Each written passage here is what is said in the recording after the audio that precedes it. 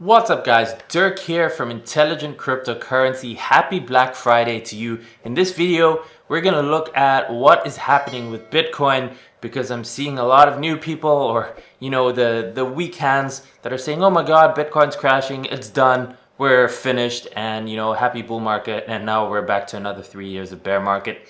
And I'm just gonna share some insights into why I think that's not the case, basically what could lie ahead, and what could potentially be a good buying opportunity ahead of us.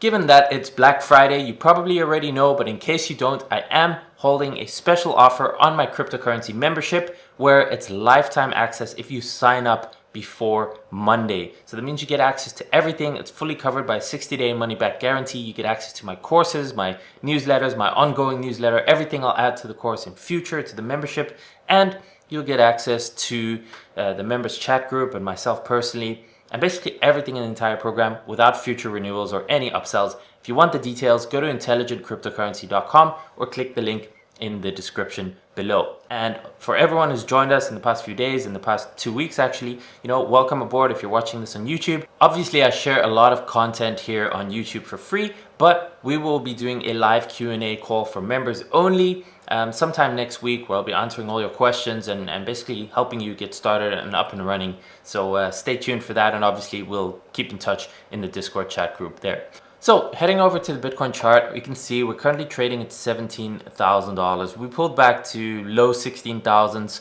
We were as high as 19,500, and it is virtually a double top. I mean, there's a difference of about $150, $170, something like that, to the previous all-time high. And you can see this run was very, very steep, same as this one back in 2019. And similar to the one in 2017. But what I specifically want to say is before, there's a lot of people I'm seeing comments on Instagram and YouTube and Twitter, and people are saying, oh, it's done, this is over, Bitcoin is crashing, it's going back down to 3K. And while nothing is impossible, right? Who knows, if the stock market crashes or some crazy stuff happens in the world, maybe Bitcoin could go back down to 3K, but I think it's unlikely. And what I want to point out over here is in 2017 we had these corrections too, okay? And keep in mind it went from $200 all the way up to $20,000. And back when it was at $200, after 2013 when it went to 1100, even I thought it was impossible that it would go to 10,000, let alone 20,000, and it ended up doing that. I remember in early 2017, I was looking at the Bitcoin price that had broken the $1,100 previous high. It was going to 2,000, 2,500, 3,000, somewhere around over here early in May. And then it started dropping. And I thought, that might be the end of it. I mean, it's already run up so much. It went from 200 to 3,000. So, it's probably done and it's probably going back down. Now, obviously that was not the case. Even though it was quite a sizable correction. You can see here 37%. That's how much it dropped. It went from 3K all the way down to about 1,800, and that's obviously a huge drop back then, right? Then we had a big run from 1,800 all the way to 4,800, right? So a huge rally, and then again we had a big drop. You can see over here, this was a 40% drop, okay? It went from almost $5,000 to almost $3,000, and that is a big drop, especially if you don't know where it's going, right? Keep in mind, we'd never seen that all-time high, so it's gone from 200 to 3,000 to 1,800 to 5,000, and then it dropped back down to 3,000. And at that point, you can be thinking like, well, maybe this is over, maybe it's not, but good chance, and maybe I'm going to take my profits and sell out at 3,000. And if you would have sold out at 3 or 3,500, well, you would have missed out on this entire insane parabolic run. So my point here is that even in these crazy bull runs, we have corrections of 30 to 40%, sometimes even more. And you can see over here, we have this crazy run, but the low here was 3,000, right? So from 200 to 20,000 is 100x. People who are calling for 300K, the low is 3,000, so that would be 100x. Now, it seems crazy, it seems insane, especially since the multiples are so much higher. The market cap was obviously so much lower when it was at $200 compared to at a $3,000 low. And obviously a 20K peak is a way smaller market cap than a 300K peak. But it is not impossible. Okay, I'm not saying it's going to happen by next week or next month, Maybe not even by next year, who knows, right? Maybe it could take another 5 years to eventually get up to 300K, but it is not impossible. But just to show you also, that means that on the way, we could very well get those 30-40% corrections. And a 30% correction from 20K is 14,000, right? You can put that on here. Roughly, let's say 30%. You can see over here, 30% would put us, yeah, roughly at about 14,000, 13,500. If we get a 40% correction here, you can see over here, that would take us back to 11,700. And while it may seem like if we get a pullback like that, you know, you might think, hey, the bull market is over, it's crazy, it's gone. But that is exactly what happened in 2017. That's exactly what happened here twice, and it continued going higher. So it might not be impossible for us to pull back down to 14, 13, 12,000 and then start a rally that takes us up to 30, 40, 50,000, right? And that would be absolutely nuts. And keep in mind, fundamentally, there is a lot of things that are really different right now that could basically keep this rally going for a long time. First of all, I've said this multiple times, so I'm probably repeating myself, but it's important to stress. Okay, first of all, we have the money printing that's happening in the world, the stimulus. This year alone, in 2020, there's been more printed than in the previous 2 centuries, right? So the value of fiat is devaluing at a rapid pace. Banks are basically at negative interest rates, meaning you're gonna have to start paying to keep your money in a bank. Who wants to hang on to their fiat currency, right? Like, it makes no sense. It's basically devaluing at a rapid rate. And that's exactly why the company MicroStrategy put $400 million into Bitcoin. That's what they said. They're sitting on this giant amount of cash. It's like a melting ice cube. Like in fiat currency, it's just getting worth less and less and less. That's why they put it into Bitcoin, right? So that is a real problem. And there are millionaires and billionaires and even not even millionaires, but people who are realizing this, who are being like, hey, I have this fiat currency. What the heck do I do with it? Because I don't want to keep it in US dollars or euros or pounds because it's just losing its purchasing power. And then you can have the option, yes, you can put it into stocks. Stocks are at all-time highs. It's a little bit risky. You can put it into real estate. Sure, you know, real estate comes with maintenance and annual taxes, and if there's a, you know, bad times, it's illiquid. It's hard to sell, you know, $1 million or $5 million or $10 million house when times are really, really bad. Precious metals, yes, gold and silver, historically they've been really good stores of purchasing power, but at the same time those markets are heavily manipulated. They've been suppressed for years, if not decades, by the big banking cartels. You can go look this all up. They're paying fines of tens of millions of dollars because of market manipulation in the metals. And additionally, you know, precious metals are difficult to store and move around. They're impractical. You can't really use it to go and pay for stuff. Bitcoin is just a logical option, right? And it has the track record. It's 11 years now. It's basically getting stamps of approval from these big companies buying it and billionaires buying it. And I don't see that changing. In fact, I just see more money going into Bitcoin over the coming year and years, which means it's very likely that the price is going to go way above the previous all-time high. And we are indeed going to see 30, 50, maybe $100,000 per Bitcoin.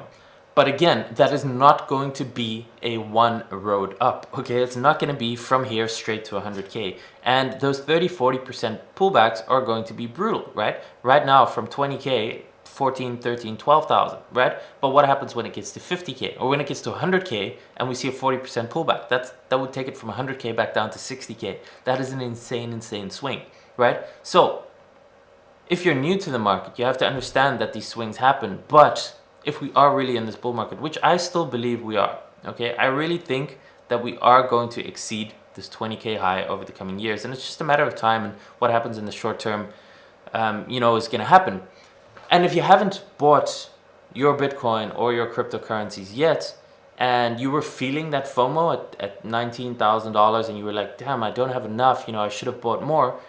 When the market starts to drop in 17, you know, imagine it goes down to 15, 14, 13, that is the time when you get another opportunity. And there's so many people that say, I wish I had bought more. And then when it dips, they actually don't buy when they're getting that exact opportunity that they asked for. And that's obviously because it's all psychological, right? The market drops and you get scared and you think it's going to drop more. It's really contrary, like it's counterintuitive if the market is dropping to want to buy, right? But that is ironically exactly what you need to do. You need to buy when it's at its low points and nobody's interested, and you need to sell when it's going crazy high and people are euphoric and everyone, you know, is trying to sell their house to be able to buy like half a Bitcoin once it gets to 100K or 200K, right? That's obviously when you want to be selling. So that is just my insights over here. So I think we could get more of a pullback, right? How low can we go? I'm not too sure, right? So the 2019 high over here could mark a point where it could drop to, right? It's very easy to do that. You could also draw a trend line over here, which we've been above, and maybe somewhere we can get to about this level over here. And like I said, that might be somewhere, 14, 13, 12,000. Will it go that low? I don't know. It is possible though. So we'll have to wait and see what happens in this next week or two. But again, if you change this to a monthly chart, and that's something that's very important. When you're in doubt, always zoom out, right? The short-term time frames, there can be a lot of noise and they can be confusing, but have a look at the monthly chart and you can see over here, we're about to close the highest monthly close for Bitcoin ever, right? So as long as we close above 14,000, which, anything can still happen, but we have 3 days left. If we close above 14,000, especially like 16, 17,000, it's the highest monthly close on Bitcoin ever, higher than 2017, because that was only a spike high that lasted very briefly and it closed below 14,000. But right now we're above that, and how high can it go? It can go a bunch higher. You can see over here, this rectangle over here, projected the same kind of bull run. If that were to complete, we could get another spike high and we could go to 24 to $28,000. I still think somewhere, between 24, if you look at this, channel, potentially we could see something like that. There's a few people who have set targets like that. Tom Lee is at 27,000, Max Kaiser is saying 28,000, Bob Lucas is saying 28,000 is going to be his first level where he's going to start taking partial profits from his Bitcoin position. So it seems like that is a realistic possibility, somewhere between 24 and 28K. When? I'm not sure. I mean, it could happen next month if we get a crazy blow off, but it could still take a few more months and it could kind of consolidate here before heading higher. And then we might only see that sometime early or late next year in 2021. Now, I still believe that the opportunity to really make crazy gains is in altcoins. They are still low. We haven't yet had a proper alt season. We haven't yet seen, many of the 2017 altcoins do 10, 20, 30x. If we're looking at some of them, they're still way down. They're still down, 80, 90%. And I think once Bitcoin really gets above 20K and we get a proper altcoin season catch up, that is when we're going to start seeing some crazy multiples, 10, 20, 30, maybe 50x on altcoins. And that's obviously where you can significantly multiply your investments, not only in terms of fiat, but also the Bitcoin that you already have. At some point, it will be possible to trade those Bitcoin for altcoins and then ride that altcoin rally up and sell back into Bitcoin, increase your Bitcoin holdings if that's what you want to do. Obviously, you could also invest fiat currency, ride that up and cash back out into fiat or stable coins, and then maybe put that into a company like BlockFi or Celsius or Crypto.com, where you can get 8.5% on your stable coins without the volatility risk of cryptocurrency. So basically, to sum up this video, we are getting a bit of a drop. We might still drop further, and I think it is a buying opportunity. But again, we might still drop several $1,000s. But always, when in doubt, zoom out to the big picture. It is still looking very bullish, technically and fundamentally. I think there are a lot of arguments to be made why Bitcoin is going to go a lot higher over the coming years, and why, as a result, altcoins will also follow. Now, not all of them, but there will be a lot of altcoins that will gain significantly once Bitcoin moves higher too. As always, I'm not a financial advisor, so please be careful, do your own research, never invest more than you can afford to lose, okay? Don't overextend yourself, don't over leverage, and if you don't know what you're doing, don't trade with leverage either, because it's an easy way to lose your account. I hope you enjoyed this video. If you did, smash the like button, subscribe to the channel if you haven't done so already, and if you want, leave a comment, because I do read them personally and I do answer them personally. I hope you have an awesome day, enjoy the weekend, and I will see you in the next video. Peace.